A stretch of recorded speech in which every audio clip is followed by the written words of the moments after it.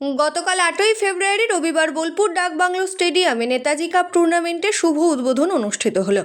ক্রীড়াপ্রেমী মানুষদের উপস্থিতিতে স্টেডিয়াম ছিল উৎসবমুখর। উদ্বোধনী অনুষ্ঠানে প্রধান অতিথি হিসেবে উপস্থিত ছিলেন WBSRDA চেয়ারম্যান অনুব্রত মণ্ডল। তিনি বলেন, যারা এই মাঠকে এত সুন্দরভাবে সাজিয়ে তুলেছেন তাদের সকলকে তিনি আন্তরিক ধন্যবাদ জানান। পাশাপাশি তিনি আরও বলেন, মুখ্যমন্ত্রী মমতা ব্যানার্জির নজর রাজ্যের সব দিকেই রয়েছে। সেই নজরের মধ্যেই থাকবে বোলপুর ডাকবাংলো স্টেডিয়ামও। আগামী দিন এই স্টেডিয়াম আরও উন্নত আধুনিকভাবে সেজে উঠবে বলে তিনি আশাবাদী।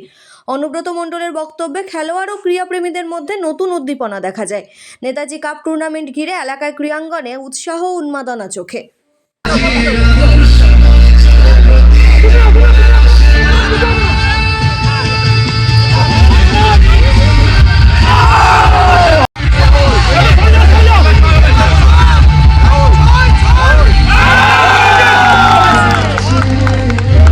পবিত্র মুহূর্তের সাক্ষী রয়েছেন আপনারা সকলে, সাক্ষী রয়েছে আমরা। করতালি দিয়ে এই মুহূর্তটিকে প্রদীপের শিখার তাপ আমরা আমাদের নিজের গায়ে মাখবো। আসুন সকলে মিলে করতালির মাধ্যমে এই মুহূর্তটিকে আমরা বন্দি করে রাখি আমাদের মনের মণিকোঠায় এবং পরতে পরতে একটা সুন্দর মালা আঁকবো, মালা তৈরি করব। সেই মালা তৈরি করেছেন যারা, তারা তৃণমূল কংগ্রেস বোলপুরের স্পোর্টসের।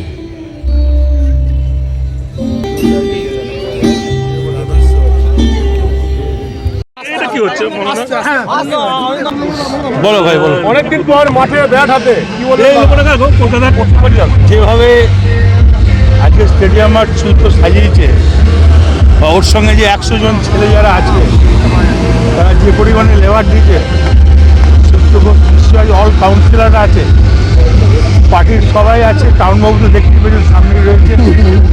তাই এই কারণেই আমি ধন্যবাদ জানাই।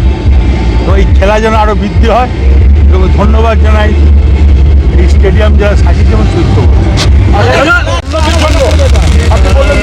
মমতা ব্যানার্জি সব দিকেই যখন নজর দেয়, এই স্টেডিয়াম সুন্দরভাবে হবে, ভালোভাবে সাজাবে। এটা রাজনীতির মাঠ নয়, এটা খেলা। এটা রাজনীতির মান নয়। আর উনি যদি বলেও থাকে দুর্নীতি কথা যদি বলে থাকে, যদি দুর্নীতি ধরে আইনে প্রমাণ করে দেখিয়ে দেয়।